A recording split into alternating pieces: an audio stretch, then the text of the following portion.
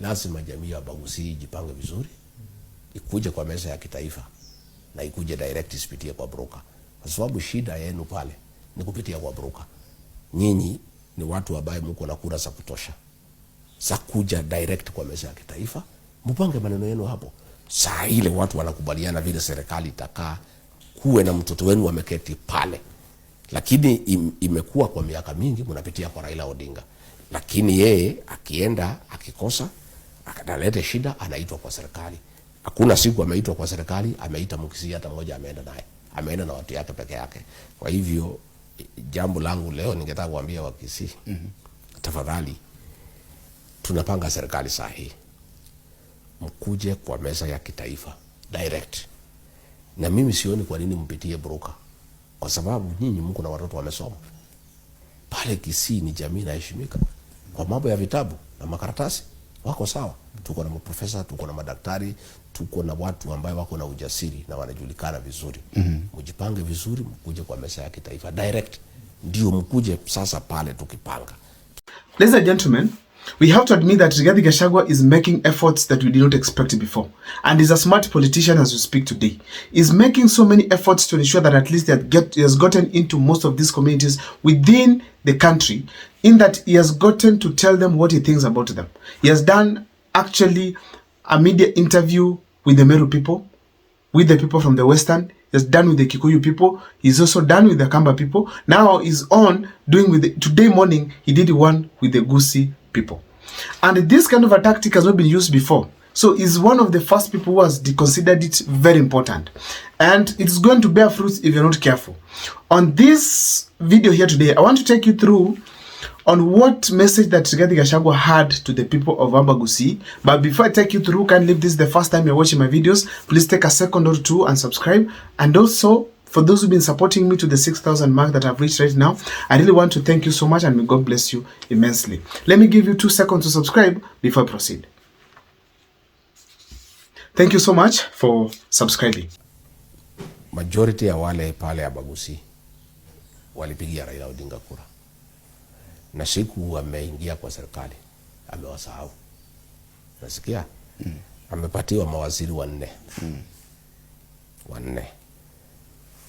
Moja amepeana pale Mombasa, moja amepeana pale Kakamega, wawili amepeana kwake pale Luo Nyanza.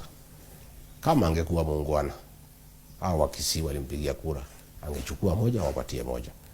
What were these messages that Rigathi Gachagua was passing to the Gachagua community? First, he had the intention of supporting Dr. Kengo Fred Matiang'i. Tunataka kujua kabisa huyu Fred Matiang'i amekubalika na jamii ya Abagusii kama kiongozi wao. Unasikia? Sasa tunajua akija kwa meza amebeba jamii nzima. Na mimi hapo ndio niko na maneno. Unashuku kwamba jamii haijamkubali? Mimi nashuku kwa sababu siku amekuja pale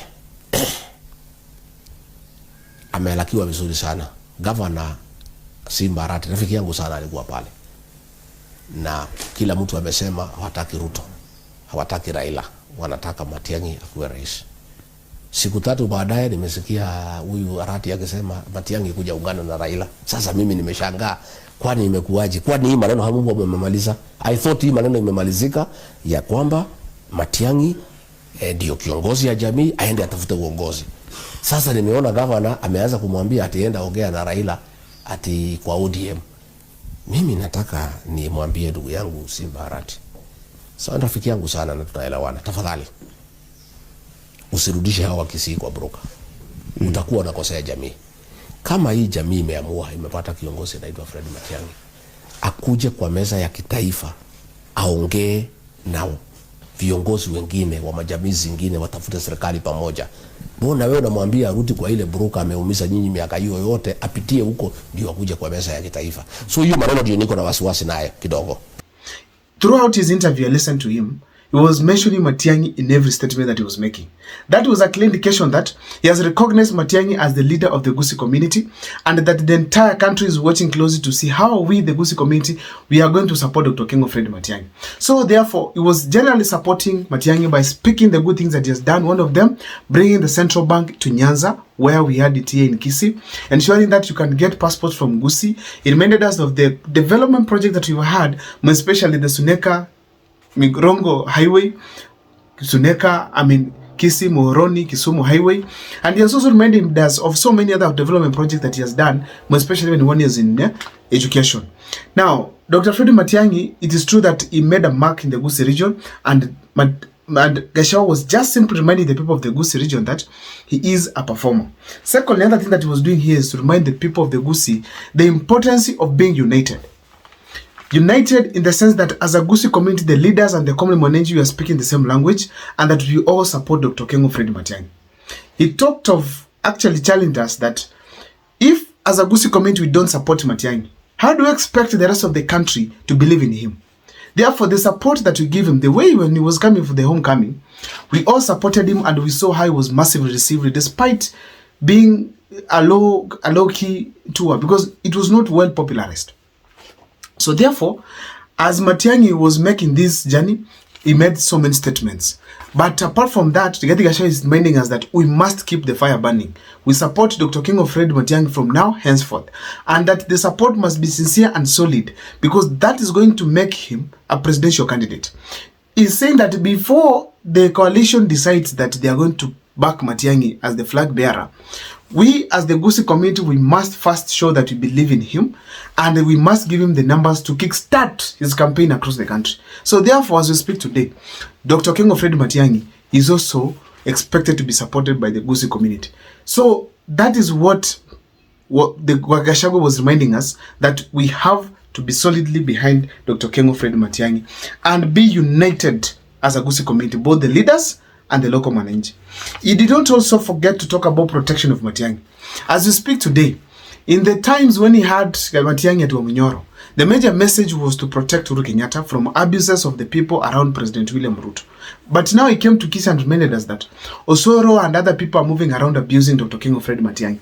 Why is it that the Gusii community leaders who are affiliated to Matiang'i are not speaking about it? So he was simply telling the people of the Gusii, special leaders, that come out and stop the insults against Dr. King of Fred Matiang'i.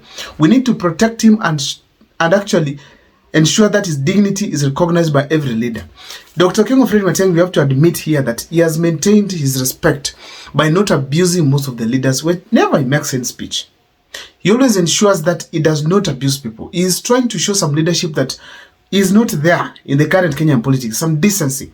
And therefore, it's ideal, all those leaders moving across the country, to maintain their respect for Matiang'i, especially those who are coming from the Gusii region. So that was another message that Gachagua was passing, of course, to the Gusii community.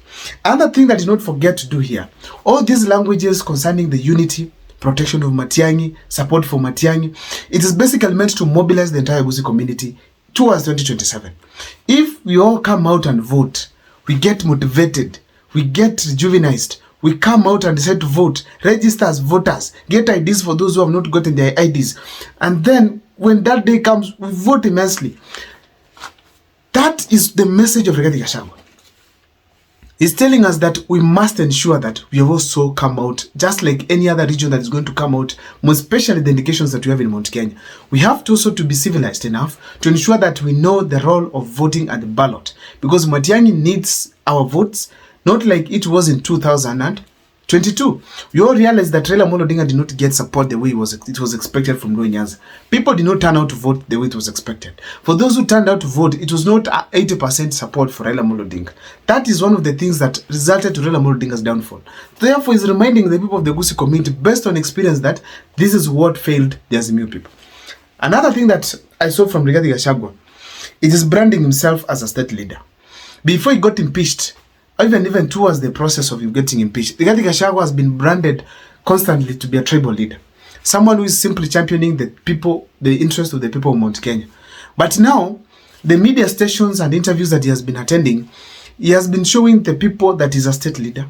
He understands what is happening in the entire country. His interests are not just on Mount Kenya people, but also to the people of other communities. That is a clear message that he has. And it is important in the sense that he's likely also to be the flag bearer. And I'm telling the Kenyans here that we need to reach a point and recognize the efforts that Rigathi Gachagua is making. If we produce a presidential candidate from Mount Kenya, it's going to give William Ruto sleepless nights because he knows those people are going to vote immensely. And perhaps if he gets a running mate from the Western region, and then these other leaders get other positions, that's also not going to be an outfit that will give William Ruto sleepless nights. But nevertheless, we also feel strongly that he might reconsider someone else to be the flag bearer. But in that same support, he expects very well that he needs to also be listened to by the people from other communities, just like the way Mount Kenya is listening to him. Because the branding that is a project from is only supporting the mountain people, he does not care. The issue of shareholding. So he's trying to clean his name from all these shenanigans and ensure that he has remained to be a state leader the way he's expected to be. Lastly, we have also to remember that Rigathi Gachagua is also trying to ensure that other coalition members are seeing what he's doing. He's trying to show them that I'm doing what you have not done. Wake up and mobilize your people. He's mobilizing the people on their behalf. So wake up and also match my competition.